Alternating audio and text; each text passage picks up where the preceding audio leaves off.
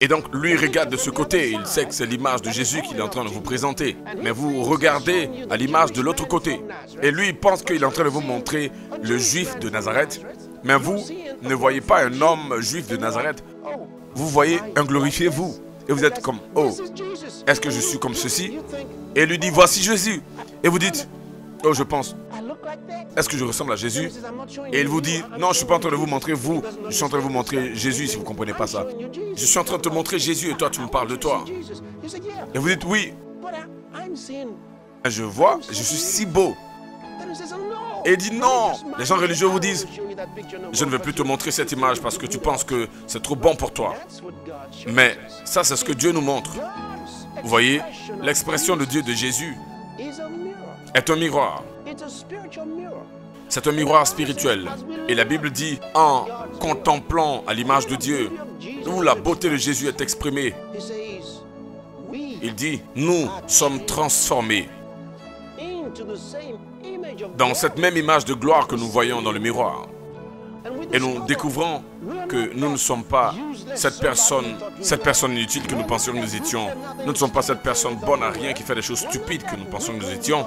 Ou encore cette personne faible. Jésus a fait de nous des forts. Jésus a fait de nous de belles personnes. Jésus a fait de nous des justes. Jésus a fait de nous glorieux. Et nous devenons des personnes qui ont du succès. Gloire à Dieu. Alléluia. C'est la raison pour laquelle j'aime l'image de Jésus dans la parole. Vous voyez, il nous a envoyés pour donner ce message au monde entier. Et ça, c'est tellement important. Donc, arrêtez d'essayer de changer les autres. Aimez-vous vous-même. Vous avez de la valeur aux yeux de Dieu. Et les autres également ont de la valeur aux yeux de Dieu. N'essayez pas de les changer. Ils sont merveilleux comme ils sont. Et ils feront des progrès. Ils feront des progrès pour devenir plus ce que Dieu veut qu'ils deviennent. Pas ce que vous voulez qu'ils deviennent. N'établissez pas un standard pour eux. Laissez Jésus se manifester à eux. Gloire à Dieu. Laisse-moi vous lire un verset de la Bible.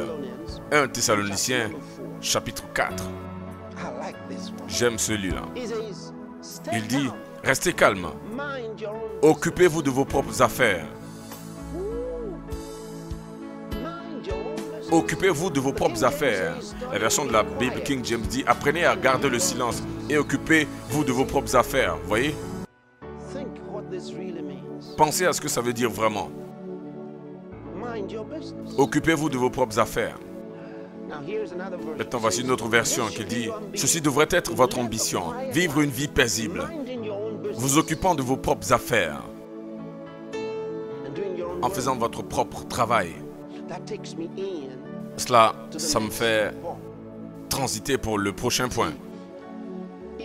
Voyez, si seulement vous pouvez vous occuper de vos propres affaires, je veux dire, vous pouvez avoir du succès, vous pouvez être au maximum de votre potentiel, vous pouvez être le meilleur de vous-même, vous pouvez laisser le meilleur de vous-même s'extérioriser et rayonner dans votre monde.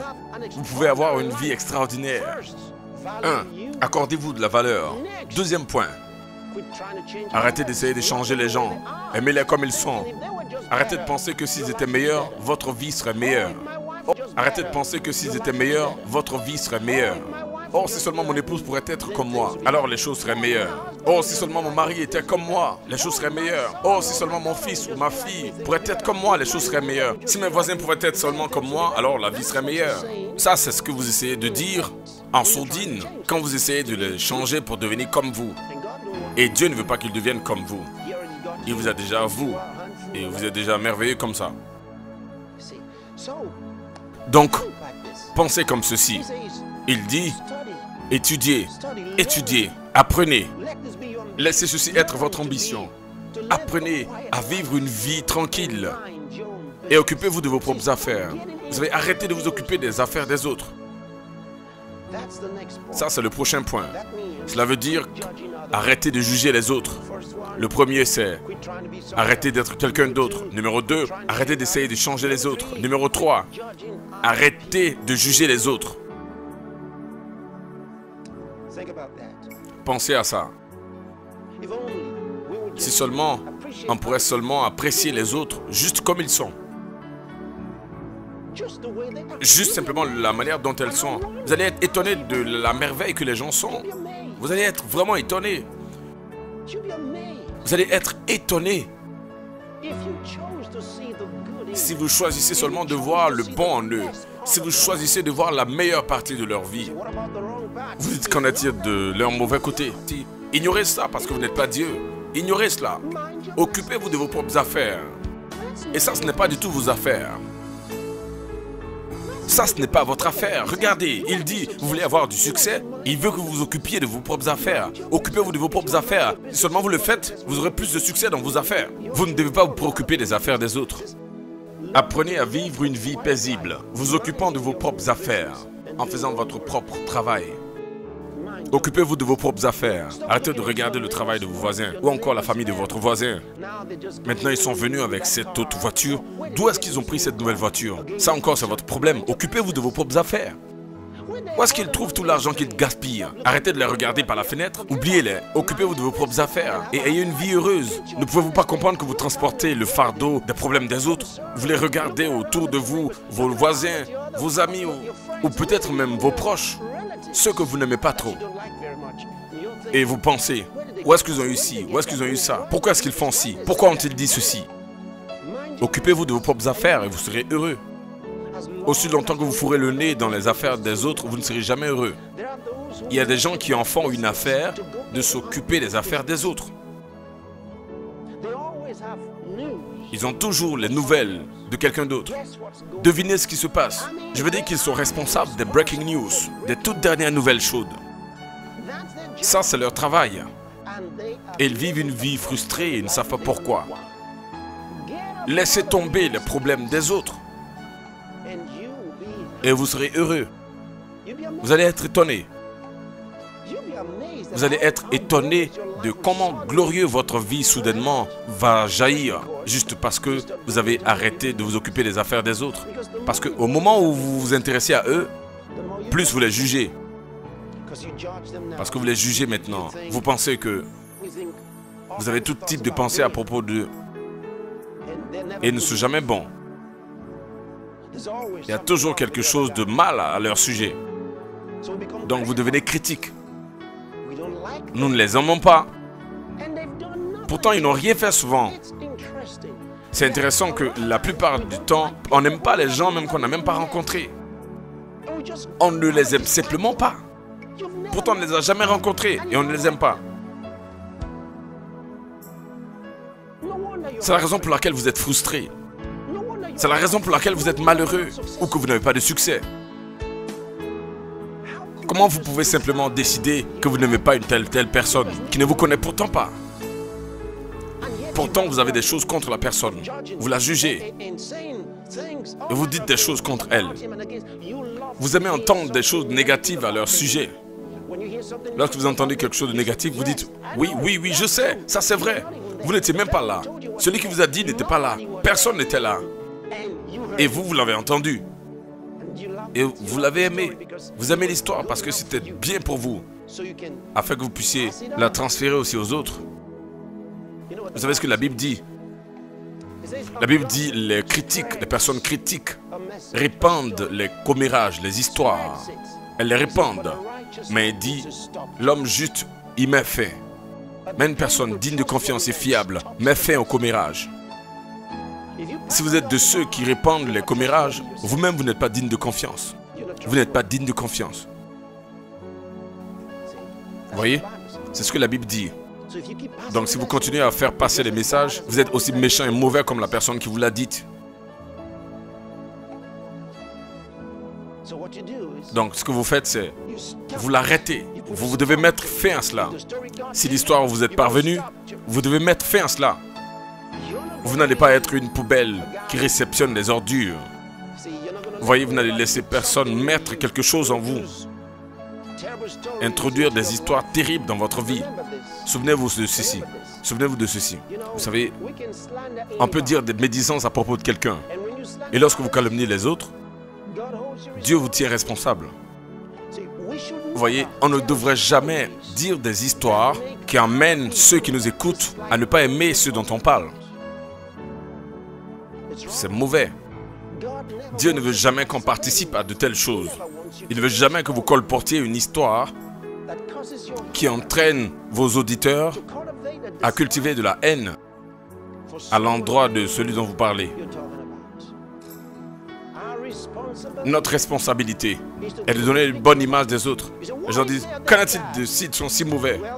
Eh bien, n'en parle pas. Ne soyez pas celui qui va aider les autres à détester les autres.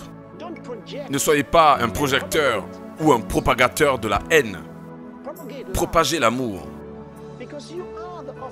Parce que vous êtes un rejeton de l'amour. C'est ce que vous êtes. C'est ça votre message. C'est ce que Jésus-Christ est venu faire. Jésus est venu nous aimer. Il est venu nous aimer. Souvenez-vous, un jour, Jésus était assis quelque part et les leaders juifs, les hommes, et je suppose que c'était la communauté religieuse. Ils sont venus après une femme et ils ont dit qu'ils l'ont surpris en flagrant délit d'adultère. Ils ont emmené la femme vers Jésus. Gloire à Dieu, ils ont eu suffisamment de sens pour courir et amener cette femme vers Jésus. Et elle a couru pour aller vers Jésus. Maintenant, ils ont dit à Jésus, oui, nous sommes si ravis de te rencontrer ici avec toi maintenant. La loi de Moïse demande de lapider ce genre de personnes jusqu'à la mort. Qu'est-ce que toi tu dis? Vous savez ce qu'ils planifiaient? Ils avaient planifié de le lapider avec elle, s'il avait osé dire quelque chose contre la loi de Moïse. Donc ils ont dit cela pour le tenter. La loi de Moïse dit de lapider de telle personne jusqu'à la mort, parce qu'elle a été surprise en flagrant délit d'adultère. Qu'est-ce que toi tu dis? Et la Bible dit que Jésus les a ignorés. Il écrivait au sol. Il les a ignorés. Vous savez pourquoi? C'est ce que Dieu fait lorsque vous jugez les autres. Dieu vous ignore. Plus vous parlez contre les autres, vous plaignez d'eux, vous parlez contre eux, Dieu vous ignore. C'est la raison pour laquelle il n'y a pas de progrès dans votre vie. Dieu vous ignore. Jésus a dit, je fais ce que je dois que faire au Père. C'est ce qu'il a dit. Il a mis au présent. Il a dit, je fais ce que je dois faire mon Père. Je fais. Donc lorsque Jésus les a ignorés, il est en train d'exprimer que le Père également, il les ignorait. Donc la Bible dit qu'il les a ignorés. Ils ont dit, est-ce que tu ne nous écoutes pas? On veut savoir ce que tu penses de ça. Mais finalement, il a levé la tête et il leur a dit, que celui d'entre vous qui est sans péché jette la première pierre sur elle. Et il s'est rabaissé, il a continué à écrire. Il les a encore ignorés. C'est ce que Dieu fait pour ceux qui jugent les autres. Il les ignore. Et ils attendaient à ce que la première personne d'entre eux jette la première pierre sur la dame. Et c'était comme... Non, non, non, pas moi. Et toi? Non. Et un par un, ils ont choisi de ne pas jeter la pierre sur elle.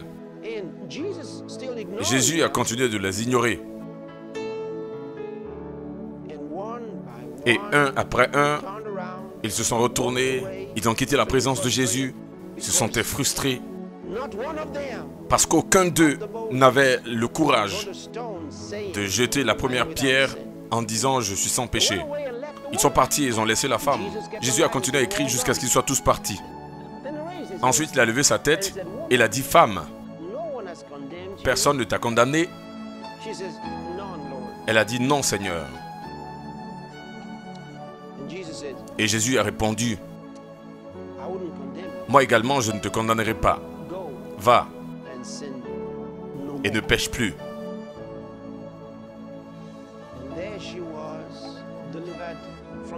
C'est ainsi qu'elle a été délivrée de cette foule. Mais ça, ce n'était pas tout. Jésus était sur le chemin pour la croix. Pour rendre véritablement cette femme libre du péché éternel. Béni soit Dieu. Et on peut agir comme Jésus. Il lui a répondu, moi je ne te condamne pas aussi. Vas-y et ne pêche plus.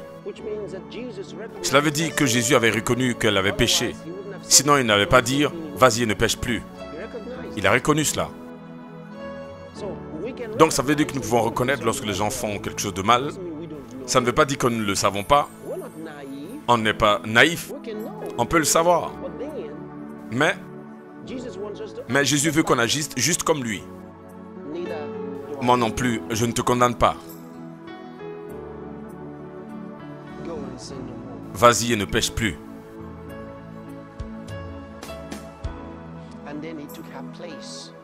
Et ensuite, il a pris la place de cette femme à la croix. Vous voyez ça? Il a défendu devant Dieu. Il a pris la punition de ses transgressions. Et vous savez quoi?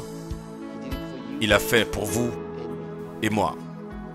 Pas seulement pour cette femme. Il a fait pour chacun de nous.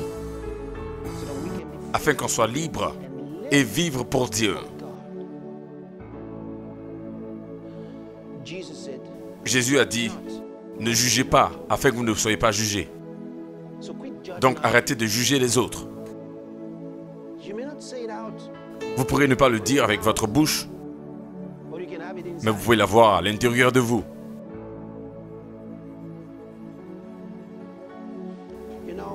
Vous savez, souvent l'une des choses auxquelles nous devons penser lorsque nous jugeons les autres et les condamnons, nous devons réaliser que si nous étions dans leurs chaussures, on aurait certainement agi de la même manière.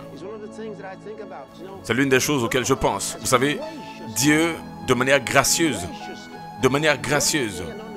m'a donné une compréhension extraordinaire de sa parole. De telle enseigne que je suis impressionné des révélations de la parole de Dieu qui sont données et communiquées à mon esprit.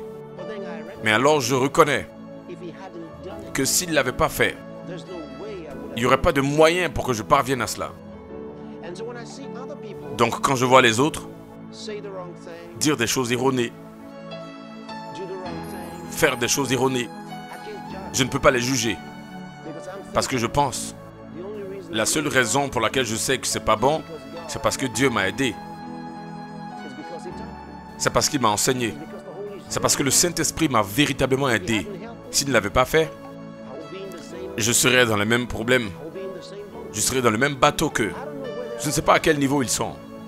Mais je sais que Dieu m'a aidé à devenir celui que je suis. Dieu m'a aidé. Il a ouvert mes yeux pour comprendre les Écritures. Et rien que penser à ça, c'est un miracle en lui-même.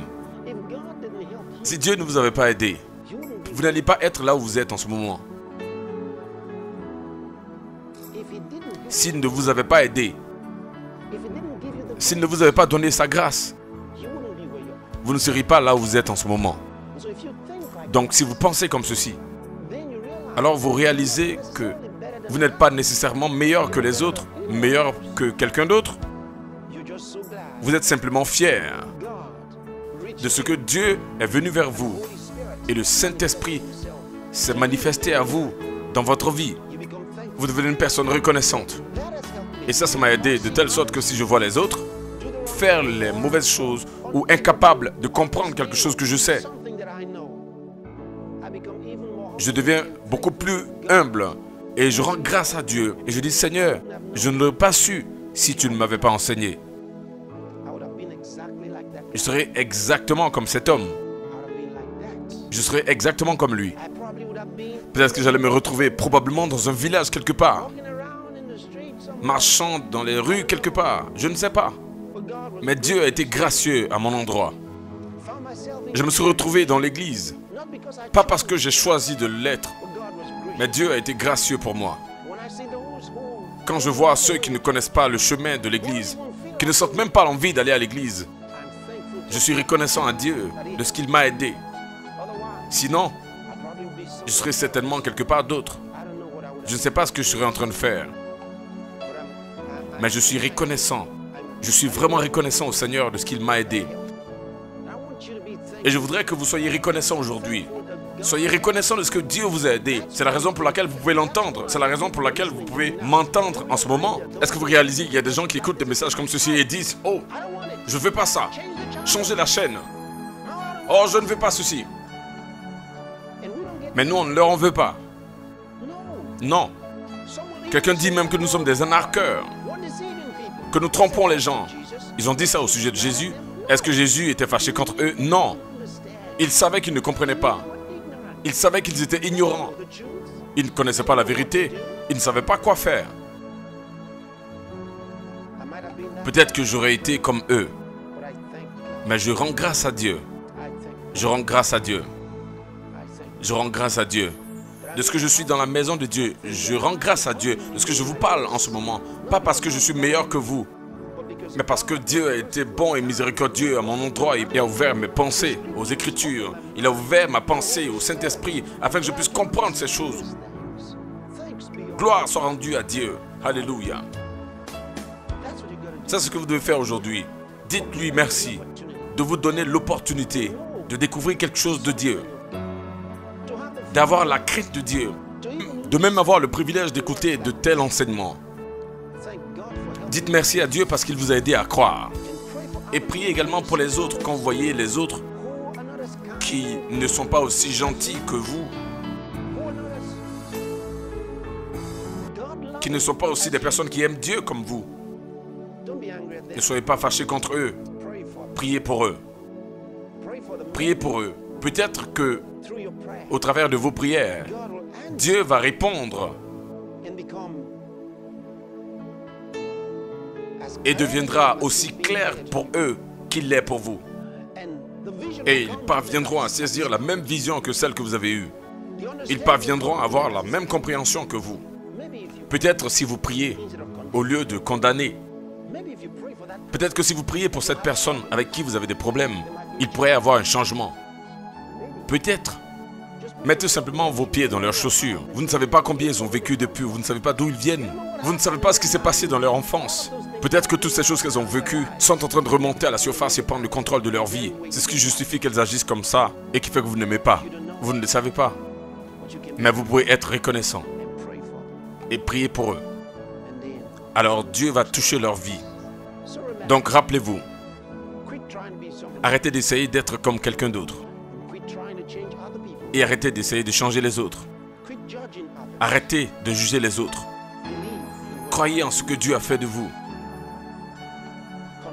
Contrôlez votre langue. Et vous allez expérimenter des journées glorieuses tous les jours. Vous pouvez être un succès.